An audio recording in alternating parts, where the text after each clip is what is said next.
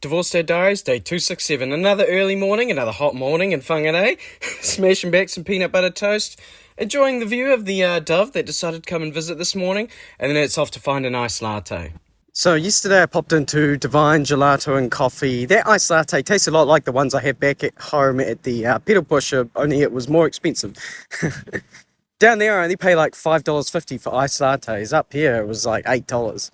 But Mum mentioned there's a place just up the road that's in like a yellow building called like Narnia or something. So I'm gonna go see if I can find that.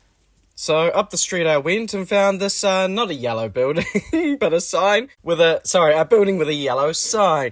Really putting my listening skills to the test, but, so inside, it just looked like any other cafe. They did have a poster of the Narnia movie, but I did end up ordering an iced latte. It came with whipped cream this time, and it was decadent, honestly. It was really good. Because they also put some kind of spice on it. It might have been like cinnamon or something, but it just added an extra bit of something to the coffee.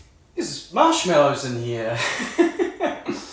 But seriously, I can see why people think I spend a lot of money on iced lattes. I think like $8 or $9 around here. Meanwhile, I'm paying like $5.50 back home. I don't even get them every day. I probably spend like $30 a week on iced lattes, which is more than I'd spend if I had coffees at home. But you know, I work from home full time. It's good to get out of the house. So I smashed back the rest of that coffee and then spent the rest of my morning relaxing at home, having a shower, of course, to get rid of all that morning sweat.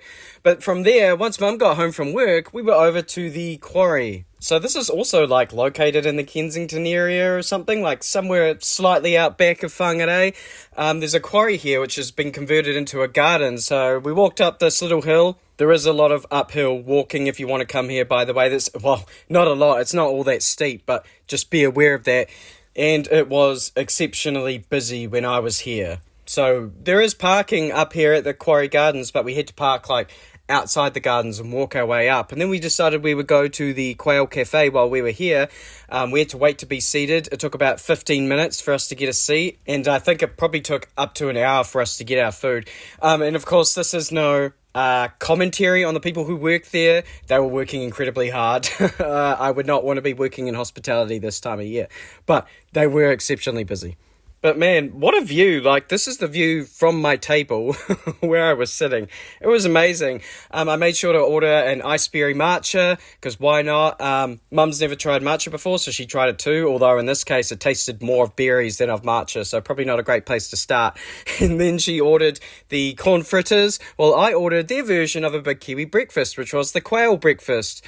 Mushrooms, sausages, hash browns, bread, poached eggs. It was honestly phenomenal. Probably one of my favourite big breakfasts I've ever had.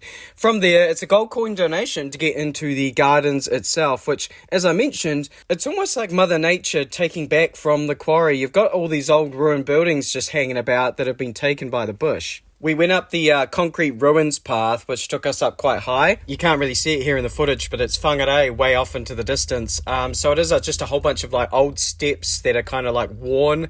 So you just have to be aware of that. But there are easier paths if you want to take the slope to get up to the waterfall, which you can see in the background over there. So close to Whangarei, and it feels like you're all the way out somewhere in nature. And it's worth noting that this whole thing is run entirely by volunteers, and it's fair to say they do an amazing job. There's even this tunnel. Like, I'm not sure what this would have been used for back in the day, but funnily enough, to put a time capsule in here, a time capsule from 2004. Like, come on, mate. Like, I think I was starting high school in 2004.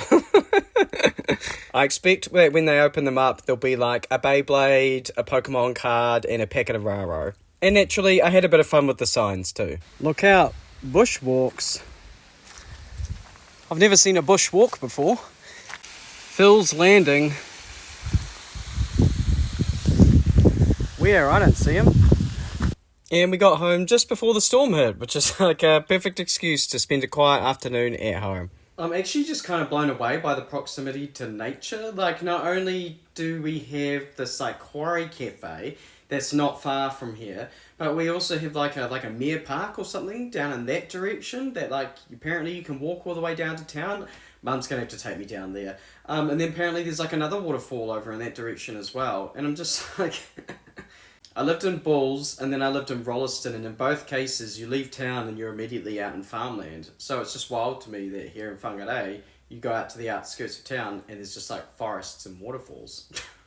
But it's been a lovely day, and I will catch you on the flip side.